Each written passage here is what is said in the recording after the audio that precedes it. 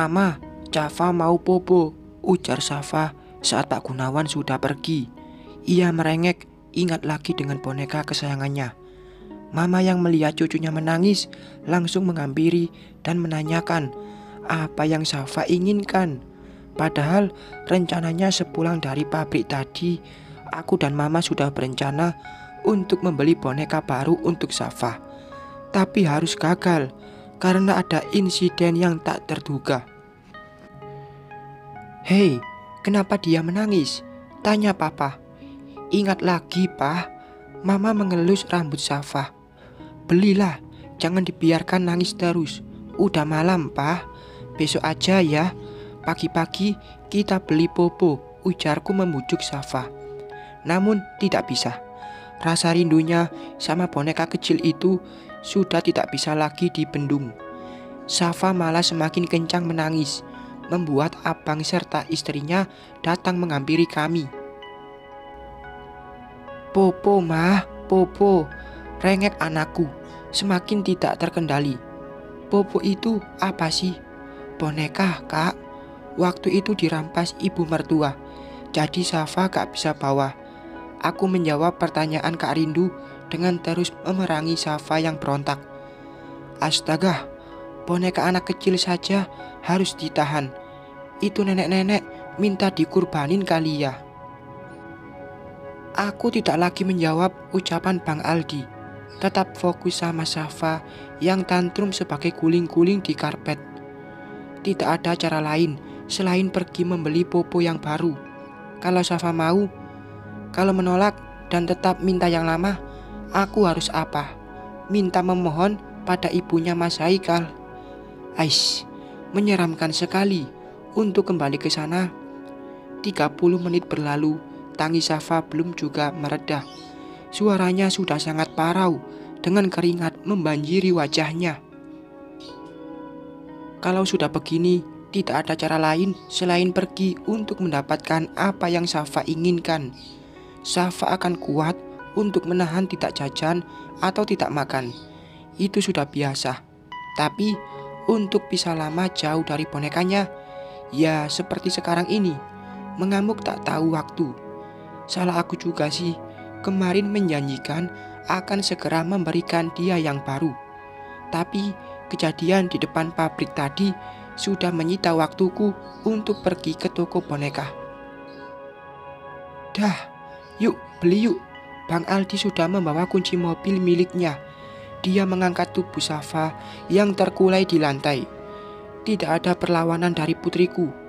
Lama menangis membuat dia kelelahan dan pasrah, digendong oleh pamannya itu. Di dalam mobil, aku memperbaiki rambut Safa yang berantakan, mengusap wajahnya yang penuh air mata dengan rasa yang entah mengapa membuatku ingin menangis. Seharusnya seorang ayah ada di saat putrinya merajuk seperti ini, memeluk, memberikan kata-kata indah yang membuat buah hatinya tenang. Tapi lihatlah Safaku, lelaki cinta pertamanya sama sekali tidak berperan untuk itu. Safa pergi tanpa poponya pun Mas Haikal tidak bertanya sama sekali. Ah, jangankan menanyakan hal sekecil itu, kami tidak membawa baju ganti pun dia tidak peduli.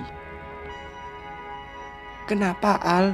tanya Bang Aldi menyadari kebisuanku. "Tidak apa-apa, Bang. Cuma lagi mikir, emang ada toko boneka yang masih buka jam segini?" "Ada, Al. Kita ke mall saja. Di sana tidak cuma ada 2 toko boneka, tapi banyak, dan biarkan Safa memilih apa yang dia inginkan." Aku mengangguk paham. 10 menit perjalanan, Bang Aldi mulai menepikan mobilnya di depan gedung yang tak pernah mati. Selalu ramai orang hilir mudik dari siang sampai malam. Tempat dulu aku bermain, menghabiskan uang jajan sampai lupa pulang. "Yuk beli popo," ajak Bang Aldi merentangkan tangan mengambil Safa dari bangkuan. Beruntungnya dia mau, dan kami pun segera masuk ke dalam mall, berkeliling mencari boneka yang diinginkan Safa. Dari satu toko ke toko yang lain, hingga akhirnya aku bisa bernapas lega saat masuk ke dalam toko ketiga. Mata Safa pun berbinar melihat banyak boneka berwarna merah dengan antena berbentuk lingkaran di kepalanya. "Popo, Mah, Popo!" seru putriku bertepuk tangan. "Ya sayang, ambil." Bang Aldi menurunkan Safa dan putriku langsung berlari ke jajaran boneka kesayangannya. Sedangkan kakakku keluar kembali untuk membelikan pesanan istrinya. Aku mengikuti langkah kaki kecil Safa yang berlari lincah hingga tidak sengaja putriku menubruk kaki seseorang di depannya. Au! Tubuhnya terpental hingga bokongnya mengenai lantai. "Ya ampun, Nak, tidak apa-apa," kataku seraya mengambil Safa. "Hati-hati dong, anaknya dijagain, jangan lari-lari gitu." Untung saja tidak mengenai perut istriku. Kalau anakku di dalam sana kenapa-kenapa, gimana? Aku yang sedang membungkukkan badan meraih putriku langsung mengangkat kepala lalu berdiri dengan tegak. Pemandangan yang sangat memuakkan. Ternyata kaki yang Safa tubruk bukanlah orang lain, tetapi orang yang sangat kami kenali. "Ayah!" Safa berseru, langsung memeluk kaki pria yang dipanggilnya ayah itu. Mas Haikal bergeming melihatku dan Safa bergantian. Sedangkan di bawahnya gadis kecil itu menongak melihat wajah sang ayah dengan mata mendamba, berharap akan mendapatkan sentuhan kasih sayang di pucuk kepalanya. Sebelum Safa mendapatkan perlakuan yang akan menyakitkan hatinya, segera aku mengambil putriku dan menggendongnya. "Sedang apa kamu di sini?" "Mengikutiku," ujar Mas Haikal dengan percaya diri. "Segitu tidak bisa move on-nya ya kamu, sampai-sampai tidak ingin jauh dari suamiku." Asal kamu tahu, aku sedang hamil anak laki-laki untuk Mas Haikal. Jadi jangan harap kamu akan bisa lagi merayu dia. Suamiku tidak akan tertarik sama kamu. Aku hanya tersenyum manis saat wanita yang mengaku hamil itu menunjuk-nunjuk wajahku. Ingin membalas dengan kasar, tapi aku tahu diri jika ini tempat umum. Aku tidak ingin menjadi pusat perhatian banyak orang dan membuatku seketika menjadi viral karena brutal. "Maaf Ibu Amira, saya kesini untuk membahagiakan anak saya yang tidak pernah diberikan ayahnya, bukan untuk mengikuti kalian," ucapku dengan melirik tajam pada pria yang hanya diam mematung. Tanpa kata lagi, aku langsung mengambil boneka berwarna merah untuk Safa. Tidak tanggung-tanggung, aku menurunkan hampir separuh boneka Teletubbies yang terpajang di sana, memasukkannya ke dalam keranjang, lalu membawanya ke meja kasir. "Mbak, semua boneka ini akan dibayar sama laki-laki yang memakai kemeja kotak-kotak di sana. Dia ayahnya anak saya. Ini buktinya," ujarku memperlihatkan foto Safa dengan Mas Haikal yang aku ambil dari media sosialnya mantan suamiku. Pencitraan, mencium pipi Safa hanya untuk diupload ke media sosial saja. "Baik, Mbak. Mau dibawa sekarang atau dititip di sini dulu? Mungkin Mbaknya mau keliling lagi." "Oh, enggak. Sekarang saja. Tapi minta diantarin sampai depan sana ya. Soalnya tadi kakak saya nunggu di sana." Aku tersenyum puas seraya keluar dari toko boneka tersebut, membayangkan wajah marah Mas Haikal saat harus membayar tagihan yang jumlahnya lebih dari 3 juta rupiah hanya untuk benda tanpa nyawa. "Selamat marah-marah Mas," ujarku seraya mengibaskan rambut keluar dari toko. "Ya ampun Al, banyak banget bonekanya." "Shh." Aku memberikan isyarat kepada Mama karena putriku telah tidur dalam gendongan. Mama mengerti. Ia membiarkanku untuk masuk melewati dia yang masih kebingungan melihat banyak sekali boneka yang dikeluarkan Bang Aldi dari mobil. Sampai di kamar, aku segera menurunkan Safa yang terlelap, tidak melepaskan boneka barunya.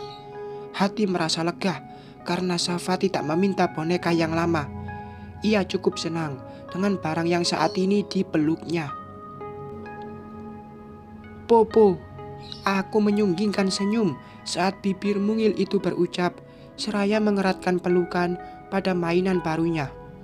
Setelah memastikan Safa tidur dengan nyaman, aku pergi ke kamar mandi untuk membersihkan diri. Sesudahnya, aku langsung merebahkan diri di samping putriku, mengistirahatkan tubuh serta pikiran. Biarkanlah Bang Aldi yang menjelaskan kepada Mama kejadian di mall tadi. Jangankan Mama, Bang Aldi pun terkejut karena aku keluar dengan banyak sekali boneka itu. Rasanya aku ingin tertawa dengan kelakuanku sendiri. Malam semakin beranjak, tapi kantuk tak kunjung datang.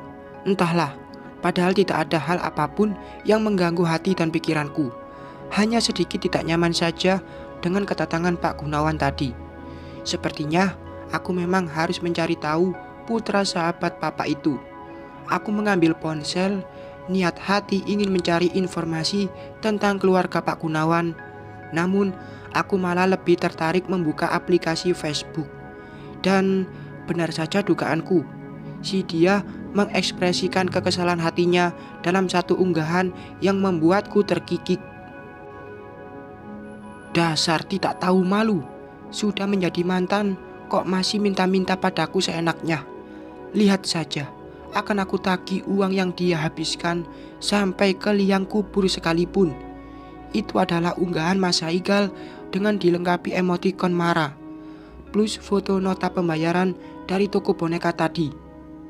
Apa dia bilang akan menagihnya? Selain sombong, ternyata mantan suamiku itu pelit juga. Padahal jika dihitung, hasil keringatku yang dia nikmatin sendiri jauh lebih banyak dari apa yang tadi dia bayarkan. Bayangkan saja, selama aku bekerja, uang gajiku selalu dia yang ambil dan pegang. Ingin protes, tapi tidak bisa. Selain suami, Mas Haikal juga atasanku waktu itu. Aku hanya bisa menikmati kebodohan dan kesialanku bersuamikan dia. Beralih dari postingan Mas Haikal, aku pun membaca unggahan Amira dengan foto yang sama. Lebih parah, Amira lebih berani menunjukkan ekspresi marahnya dengan menyebut namaku di sana. Jadi wanita kok tidak tahu diri, sudah diceraikan masih minta-minta pada suami orang. Di mana mukamu, Alina? Di sini, ucapku berujar sendiri, menjawab tulisan yang diposting Amira. Anak, ya anak, mantan, ya mantan. Jangan meminta seenaknya sampai harus menghabiskan uang istri sah. Dasar mental pengemis kau, Alina. Lagi-lagi Amira mengunggah postingan dengan menyebut namaku. Kalau sudah begini, pasti esok hari akan sangat ramai di pabrik. Aku akan jadi artis dadakan dengan berbagai komentar, sama seperti pada saat Mas Haikal memutuskan menikah lagi dengan Amira. Saat itu aku diam, tidak berani mengeluarkan komentar, hanya diam dengan menikmati luka. Tapi jika besok itu terjadi, aku pastikan akan menjawab semua ucapan dan umpatan mereka. Bukan untuk membela diri, tapi untuk harga diri. Bersambung.